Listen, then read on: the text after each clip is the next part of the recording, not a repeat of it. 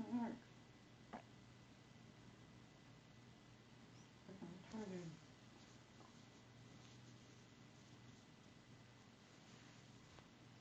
It says this Google Cast device though. That's what I'm saying. Maybe a Google Chromecast thing. Probably.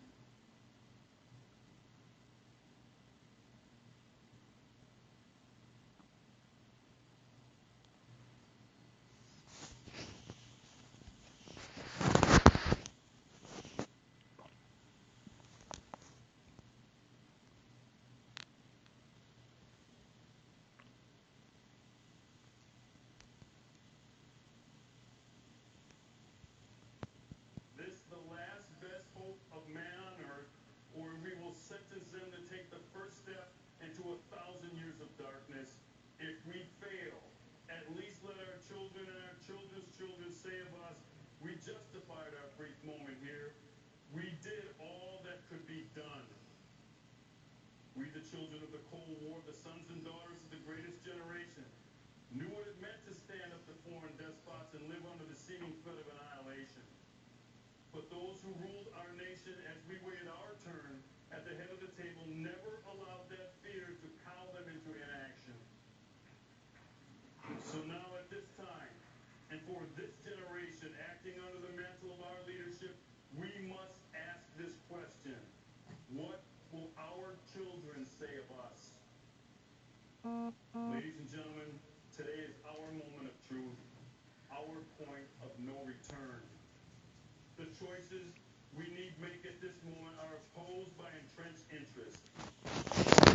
Looms, they attack our motives, they assail our beliefs, they decry our notion of justice, they proclaim the high ground of virtue and threaten upheaval if not given their way. What will history show what we did with our moment of truth? Did we stand and fight, or did we cut and run? Ladies and gentlemen, this is my challenge to you. These are your marching orders. Go forth to stand and fight.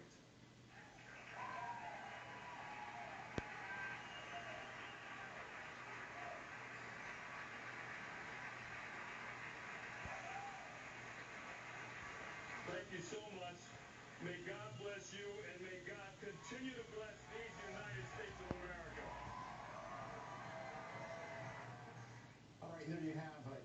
Wrapping up the CPAC conferences, Milwaukee Sheriff David Clark, who was speaking for the past 20 minutes or so about the values that CPAC and conservatives hold dear.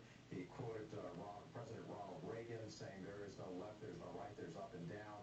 And he wanted to talk about immigration, giving some fodder to President Donald Trump, and also President Donald Trump on his extreme vetting in terms of discussing his right as a president to actually enact a program that would enforce our laws on immigration. Moving forward, moving right along, President Trump is basically getting ready to talk.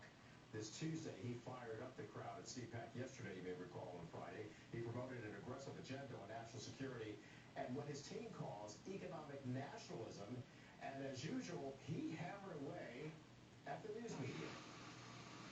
And I want you all to know that we are fighting the fake news. It's fake, phony, fake.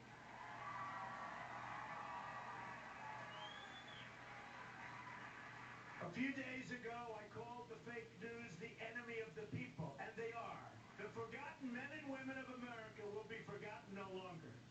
That is the heart of this new movement and the future of the Republican Party. So I am joined now by Judith Miller. I know her as Judy, author, Pulitzer Prize-winning investigative reporter, Fox News contributor. Judy, thanks for joining us this afternoon and weighing in on this. President Trump, as you know, will be speaking not only to a joint session of Congress on Tuesday, he will be speaking to Supreme Court justices, the nation, and even have a global audience through streaming and other ancillary benefits of digital that we have today.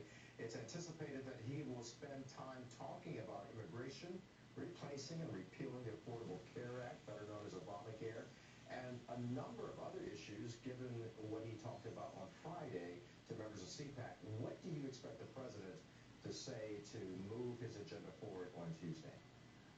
Well, I think, Kelly, you put your finger on what he is going to say.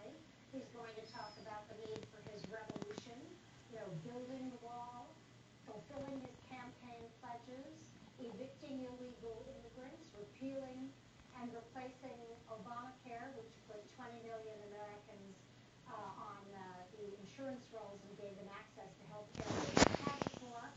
And he's going to stick to his agenda. And yes, he is, I suspect, going to attack the lying, failing, phony press. Because that, above all, is a distraction from what he doesn't want people to be talking about. The distraction, as you're talking about.